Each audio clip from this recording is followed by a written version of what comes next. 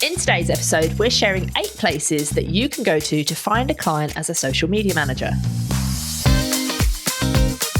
Welcome to JFDI with the two Lauras, where we share tips, advice and inspiration to help social media marketers to build a profitable business on your terms so you can fund your lifestyle and support your family and enjoy your work. Not a day goes by without someone asking us where you can get a new client. So in today's episode, we're sharing 8 places you can find a client. And even if you don't need a client today, keep listening because you never know when you will. We couldn't bring all this free advice to you every week without the support of our sponsors, Agora Pulse. So if you're looking for a new scheduling tool, do go and check them out because they are awesome and are as invested in your success as we are. After this episode, you might still have questions about finding clients, and we'd love to help answer those for you. So we'd love to invite you to come and hang out with us in our free Facebook community for our podcast listeners.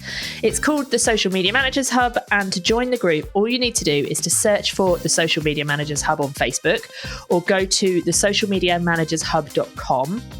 And then just pop your email address in, request to join, and we'll let you in as soon as we can so we can continue chatting about all of this stuff.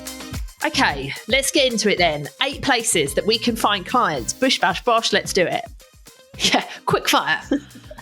Okay, number 1. I feel like this is potentially could end up being a bit of a rant, but let's try to restrain ourselves. Or it's just really, really, really obvious. Wow, either or. You say that. Okay, can you guess what it is? 1, yeah, you need to be marketing yourself on social media. No way. I know, right? I know. It's just my mind is blown. If I was an emoji, I would be the mind blown one. Yeah, like this is just a given. It's just a no-brainer. And in my world, it's a non-negotiable. Yeah. If you're a freelance social media manager that isn't marketing your business on social media, it's like what? Eh? It's just weird because like if a client is looking for a social media manager, even if they've been referred from somebody who they really know well, they really trust their opinion, guess what they're going to do first? They're going to go and look at you on social media. And we've done research about this and we know that people do that, but we also know that people get put off from contacting that person if you're not active on social media. And you won't even know that that's happened to you because they won't have contacted you. So you won't know that that's happened. So please just market your business on social media. Yeah, just do it. JFDI. Yeah. There's no excuse. 100% no excuse. You've got to practice what you preach. This whole I'm too busy, all of this stuff. Well, if you've got space to find a client, you're not too busy. Because if you're too busy, you wouldn't have time for a client. So let's just knock that in the head. You're not too busy. Marketing your business is the priority. It's more important than your clients. You just need to be organised and disciplined, and you just need to JFDI. End of. And Laura had 3 children under 6 at home. Was it under 6, under 5, whatever age? And you managed to market your business every day. I've got a disabled child who is at home all the time. I managed to market my business every day. You know, unless you've got like 25 kids, 5 jobs and, 16 dogs, I think you could probably find time to market your business. So let's just... You could even put a post on social media when you're having a wee on the toilet if you wanted to. Yeah. You heard it here first. Marketing strategies for you. Just make sure you're constantly anti-backing your phone. But yeah, wash your hands and anti-back your phone. You'll be fine. It doesn't, but I think, don't get me wrong. And don't go live. Yeah. Sometimes people obviously work in different ways. And sometimes in an ideal world, you would sit down, you would have dedicated time penciled out in your diary. You would sit down, think about your strategy, and then you'd create all your content in line with that strategy. And obviously to work like that and to treat your business like a client is what we would all hope and wish for. But shit happens, doesn't it? And we're, as much as we sit here and we say you've got to do this and this is the right thing to help you with your business, we're not completely, I can't think what the word is. Like, we totally know that shit happens. We totally know that, life can get in the way, and sometimes we for whatever reason, that time to dedicate has slipped by that week. But in my opinion, that does not mean that you can't find 5 or 10 minutes max to be able to put something on social media. Yeah. And obviously we're talking about if you're looking for maybe long-term clients, but if you're thinking about offering training or, power hours and all of that stuff, and you're not actually actively doing it yourself for your own account, no one will have any trust in you to pay you to teach them to do it for theirs. Even if you are doing it for other clients, they want to see the proof, like the proof's in the pudding. So, well, the worst is when you have social media managers and they don't really post strategic content, but what they do is just go on their stories and talk about how busy they are and they don't have time, or they're struggling for ideas, or they don't know what, I know we're going off on a little bit of a tangent here, but just remain professional. Remember, what are my potential clients looking for in me? And, saying that you don't have time and saying that you don't have any ideas is not what they're looking for. No. And as much as you need to be on social media, please do not outsource your social media marketing if you're an organic social media manager, because why would somebody hire you when they can hire the person you've hired? If somebody lands on your account and they see, oh, this person's doing an amazing job, and then it transpires that actually you're not doing it yourself, they're not going to want to hire you. They're going to want to hire the person you're paying. So just bear that in mind.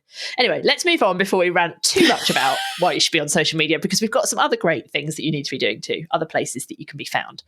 So next one, referrals. Referrals are a great place to find clients, but they're often thought about as something that happens to you. And they're a forgotten strategy that you don't kind of think they're something that you can make work for you. Because referrals don't just happen. People are lazy, they're busy, they're thinking about themselves, they're thinking about what they're going to put on their toast in a minute. By the way, I'm really hungry as I'm recording this podcast, and I am thinking about the toast. They're thinking about their work. They're not thinking about you, basically, is what I'm trying to say.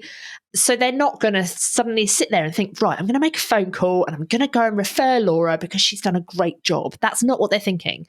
But if you ask them to, then that's a different story. And if you want to get clients through referrals because you want to find people who are like your existing clients maybe, or who are like, other people in your audience, you actually have to do the work and go and ask them to make those referrals for you. I think there's a little bit of mindset issue here, isn't there? That people don't want to ask because it makes it look like they're desperate, or, but that is normal. It is absolutely normal. And you are missing a trick if you're not kind of carrying out this strategy. But there are ways to do it so that you don't, even if you don't look desperate anyway, but even if you think you look desperate, there are ways to do it that you don't look desperate. So if you're in the Inner Hub, go and check out the Say My Name strategy, which is in the Members Hub. That's where we will tell you exactly what you need to say to go and get people to refer you to new, really good clients. So definitely add referrals to your list of places and ways that you can find clients. Number 3, Laura. Number 3, directories. Just thought I'd bring people back into the room. This is what I have to put up with day in, day out on Zoom, by the way. So directories. And what we mean by that is not Fiverr. That is not a directory. That is where people go for cheap things. Upwork, Fiverr, all of those ones. Yeah. It's a good directory. And there are some caveats with that. There are lots of people who have directories. We have the directory meetthesocialpro.com. We consider ourselves to be good directory owners because we invest quite substantially in sending businesses who are looking for social media help to our directory. There are also lots of directories out there that just sit. They're not even, SEO'd up to the max, so they're never found. Yeah, they're not even on the first page of Google. Yeah. So if you're going to list yourself on directories, obviously you're welcome to list yourself on Meet the Social Pro, but just ask the questions. How are you marketing this directory? What are you doing to get businesses on there? Because there's no point being on a directory that nobody can find, because what's the point? But they can be a great way to find clients. And lots of our social media managers who are listed on our directory have found some amazing clients that way. So definitely consider that. So that's number 3. If you are using directories, though, and obviously, like Laura said, make sure that they're doing their job. But when you are using directories, find out how that directory works so you can make sure that your listing works for you. So on our directory, people can search, they can tick a little checkbox to search by specific platforms or services, but they can also search by keyword. So with that in mind, you need to think about, okay, for me to be found, what would somebody search for? what services do I want to make sure that I've selected on my listing, but also what keywords do I want to make sure that I've got in my actual listing, like description. And then you want to make sure that you're updating those all the time. So, if you change your niche, go and update all of those listings so that you can still be found. But you can't do that unless you know exactly how the search function works for somebody who's using it as like a user rather than somebody who's listed on there. Yeah, good tip. Okay, number 4 is white labeling. I think this is something that people either don't know that they can do or maybe are a little bit wary of it. I don't hear that many people doing this. Do you? Well, out of our world, no. Like I know within the Inner Hub, our membership, there's lots of our members who are kind of working together with other people, white labeling for each other, and also white labeling for other external agencies. So, but maybe that's because we talk about it a bit, but further afield, no, I don't see it talked about particularly openly. And it can be a great way to get work. It can be a great way to work with a range of different clients. It can be a great way sometimes to work with loads of clients without having to account manage, which some people quite like. They just get to do the job, but without having to deal with the client. So it can be brilliant and it can work really well for people. I personally don't like it. I'd rather work directly with a client and get the money, all the money. But I 100% understand why some people choose to do that. By the way, if you haven't heard the term white labeling, it's when you are working for like another agency to offer the services. And so the client thinks they're hiring the agency, but you're doing the work. Or it might be that you're working like as an associate with another freelancer. So that maybe the freelancer is really busy, but they've got more leads coming in. They don't really want to turn them away, but they need help. Or they don't offer that specific platform. So they have other people to help with them. So white labeling is like they're not seeing your business name, they're seeing the business that you are providing the service to, and the client is kind of hiring that business. So in order for you to white label then, or like work as an associate, you need to build relationships with the people who would need you. So in terms of agencies, if you think about agencies and how they work, quite often agencies have quite high staff turnover because they go and work for another agency, or they get more skills. So they realize they can make more money as a freelancer, or maybe the agency just can't find somebody with the skills they need. So therefore they look for freelancers who can fill that gap. And like I just said, with freelancers, often they're just at capacity or they need help with something that they don't offer. So if you can build relationships with those kind of agencies and freelancers, when they need your help, they're going to come back to you and can you help me? I need help with this client, or blah, blah, blah. So Inner Hub members, go and check out the superhero strategy in the Inner Hub. That will give you some advice and guidance and a bit of a template to go and pop that into place. But yeah, it's all about building that relationship so they know how you can help them and they can come back to you when they need your help. Yep. Nice. Okay. Number 5. I think this one is This is my favourite one. Yeah. It's your area of expertise. When we first met, when we were aware of each other, so Laura and I, for those of you who don't know, when we started out, we were essentially competitors. Not that we ever really worked like that, but on paper we were. And I used to go in Facebook groups. I wasn't like a big prolific user of Facebook groups like Laura Moore, but I would go in there, I'd try and have as many conversations with people as I could. And the beauty about being in Facebook groups is if someone asks a question, if you're the one who's giving the answer, then that's great for you to build your kind of positioning, and obviously you can get work off the back of it. So I would see someone ask a question and I'd be like, oh, I can answer this one. Off I rush. And I'm quite quick, I always thought I was. And there would always be one comment and I would put money on it. I'd even kind of say, I bet this is this frigging Laura Moore. And there it was, her answer, giving all of the good advice. And obviously, sometimes I would still post anyway because, people would know that sometimes you were sitting there going, that's really shit advice, be honest. Yeah. And I would then put the correct advice and know that people would, gravitate to Laura 1, and I would walk away with the client. But my point is, Laura was everywhere, fucking everywhere. And let's be real here, I wasn't everywhere. I was very strategic with where I was.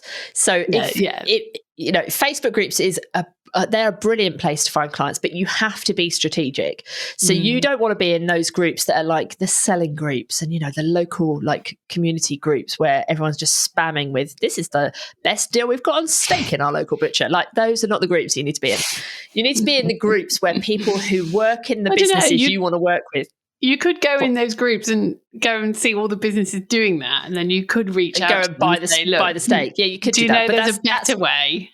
That's not how I was using Facebook groups. So I was in Facebook groups where the type of clients that I wanted to work with would be hanging out and asking questions, not in there spamming, right? So maybe it would be like groups that were for PR support, and there'd be people in there trying to get PR tips, or groups that were for like SEO ideas, and there'd be people in there trying to get SEO. But when they're in those groups, like they're entrepreneurs or small business owners or whatever, they're not just asking stuff about PR or asking stuff about SEO. They're also asking, does anyone use Facebook ads here? Or does anyone use Instagram? Has anyone got a tip on how do I do this on whatever platform? And so I would hang out in all of those groups as well. And I would turn on notifications for those groups. And as soon as, like, you know, if I didn't have a client and I had space, my phone would be in my hand. I'd be trying to find those clients. So as soon as I had a notification, I would go and look at it and I would go and answer those questions. Because if you're one of the first to answer, it's more likely your response is going to get read. But it's also more likely that, like, quite often the first person who tells you something, they're the person you see as the expert, right? If you've heard that piece of advice from 15 people, you remember the first person who told you it. So the earlier you can answer, the better. So if you've got space, turn on notifications. You can always turn them off again when you don't want them to keep telling you stuff. And just be helpful. Just be a normal, helpful human being. Don't go and post loads of spammy posts. Just answer people and help people. But also, and you couldn't do this back in the day, go and update your Facebook group profile so that all the information you need somebody to know about you is there when they click into your profile, to be like, who the hell is this woman that keeps answering all these questions? It will tell them. Nice. So yeah, Facebook groups, definitely recommend. Yeah. Number 6. So this is something that I think we've both done, right? Number 6 is like guest appearances and guest content. So it's all about like collaborating, really. I would be guest masterclass host in various memberships. I wrote blogs for people. I was on people's podcasts. All of these sort of things that were really easy to just kind of rock up and share some advice. And nowadays, so this is like years and years ago, I delivered free masterclasses in various different memberships. And even now, I'm still getting leads from those masterclasses, because those masterclasses sit in a membership hub where new members come and go all the time. They go and watch this training. They're like, oh, who is this person? They then come to you like however long later. So this is like a long strategy, long-term thing where people will come and find you from this evergreen kind of content. You may get some quick wins.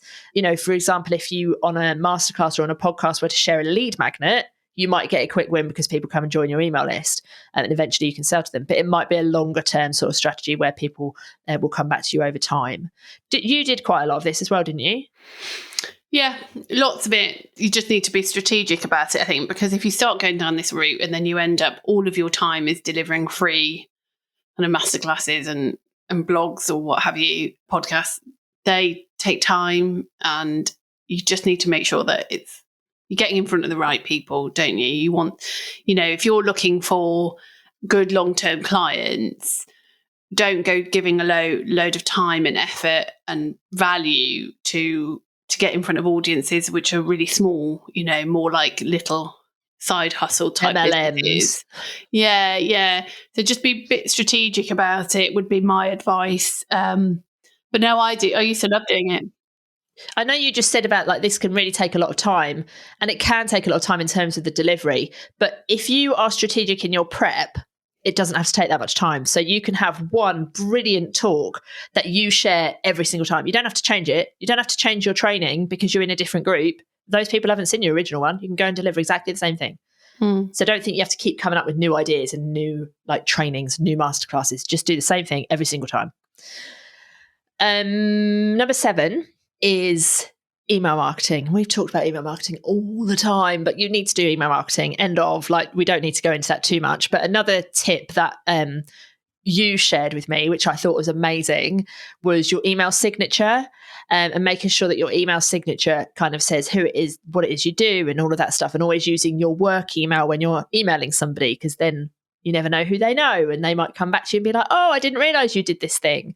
So using your work email when you're emailing people, and making sure that your email signature says what it is you do, how you help people. You can even put a lead magnet on it.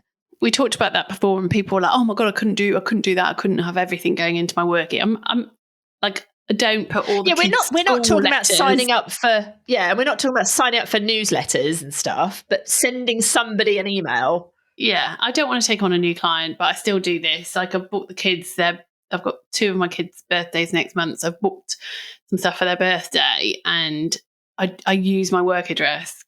I would never take them on as a client. It's just more of a habit now. And then you can get into conversation with it. Obviously, it depends what the business is and what you're doing. But yeah, it's more of a strategic thing. But for me, clearly, it's a habit. But yeah, no, I don't, for example, put the kids' school letters going into my work email. Like, I definitely wouldn't do that. Now, number 8 was going to be our last one, but Laura has just put on our notes that we're reading as we're recording this podcast that there's going to be 2 more. So this is a spoiler alert. There are 2 more coming after number 8. So number 8 is networking. I hate networking. I'm not going to lie. Like, in-person networking gives me the real ick, which is why I used to do it so much on Facebook groups. But it works really well. Some people like it, some people don't like it. But I just don't like humans in person. But it doesn't have to be in person, does it? No, exactly, no. Like, I'm very fussy about leaving the house, quite frankly. So I've got, again, similar, you've got to be a bit kind of strategic about it in terms of, is it worth the effort? But some people love it. Some people absolutely love it, but then you've got the other problem in that you end up going to all the networking events and never actually having time to do any work. And then you're like, oh, I can't take on more clients. I'm too busy. It's actually, well, if you just scale back the networking, you might be able to take on another client. Yeah. So I suppose there's 2 sides to the coin there, but it can be good. But I do think you've just got to be careful about how you do it. If you don't want to be one of these people who just walks into a room, either virtually or in person, and just pitches. Yeah, I would agree. Yeah, buy my stuff. Yeah, no. And I think that's probably why networking gives me the ick, because all the networking events I've been to have been full of people like that. It's just not my thing. I'm passing the floor over to you then, Laura, because I don't know what these 2 are. So these are going to be news to me as well as everyone. Number 1, it's just because something I remembered I used to do. And the caveat to this is, generally speaking, it's going to be local businesses. So, and I guess to a degree, networking as well. And some people don't like you, don't like working with people locally. I don't really. I have ended up that 2 of my clients are local, but that was purely, I think, by chance than anything else.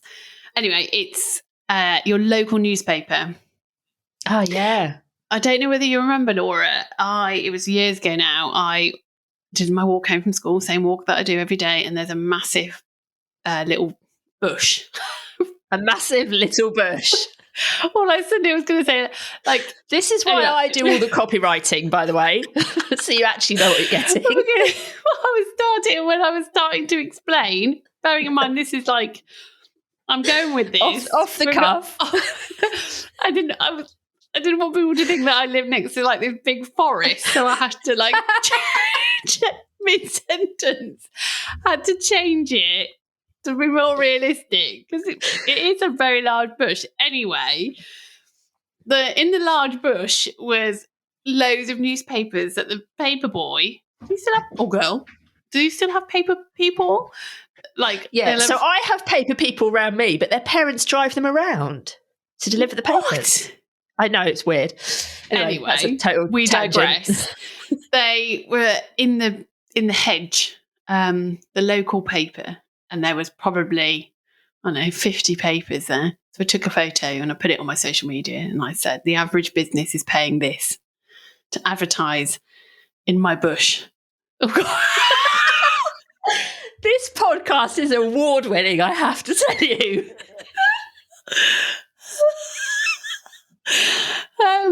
Anyway, and you know what I mean. Yeah, and it did really well. It did really, really well, but because lots of local businesses who did follow me were like, "Oh my God, I advertise in there."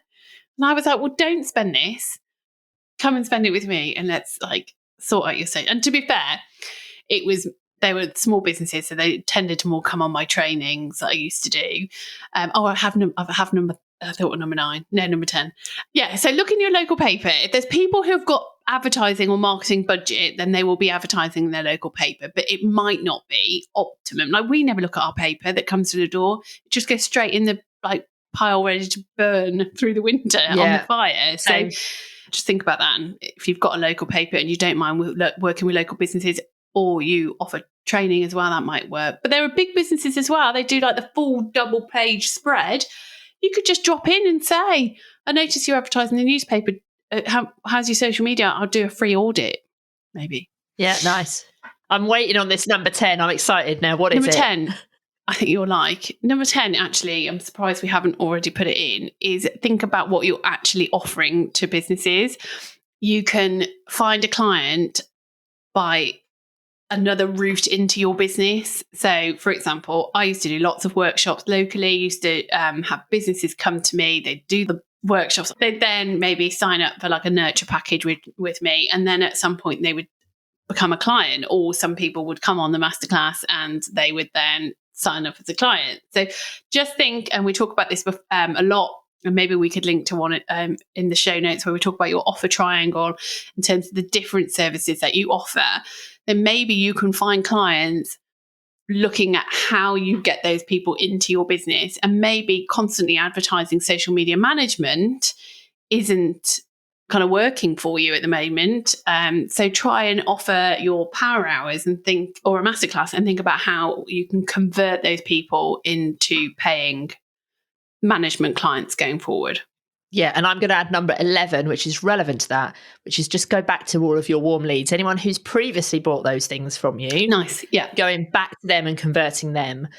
So like where you're talking about in the future, like selling and converting them, the people who've already spent money with you, or the people who've already had a proposal from you, or who've ever asked you for advice or ideas or whatever, go back to them.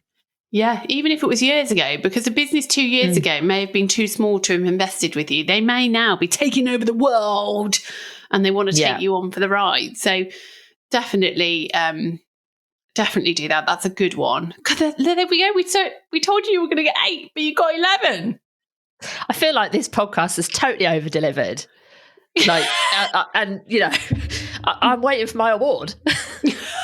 If we ever do an award, this is the one that we're going to submit. This where is we the talk one we about the big bush. 100%.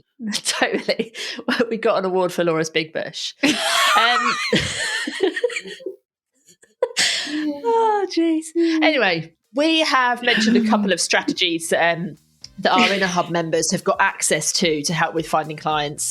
We talked about the Say My Name strategy, the superhero strategy. But if you're not a member and you would like access to those as well, then go to the2lauras.com/Inner Hub to pop your name on the waiting list. We always offer spaces to our waiting list before we open the doors to the public. So that's the very best place to be if you are ready to join us at some point. So that link again is the2lauras.com/Inner Hub. I'm going to go and write my big bush strategy next. Don't forget to drop into the Facebook group and come and ask Laura about her big bush strategy, and let us know on your stories as well. Take a screenshot of yourself. I didn't know what you were going to say. That's not how you take screenshots anyway. Take a screenshot of the podcast and let us know where you're learning about Laura's big bush. Pop it in your stories and tag us at the 2 Lauras. Let's just end this before we carry on too much. We'll be back next Tuesday, with more advice to help you to build your business without a big bush. And so, make sure you hit follow or subscribe wherever you're listening so you don't miss it. We'll see you then. Bye. Au revoir.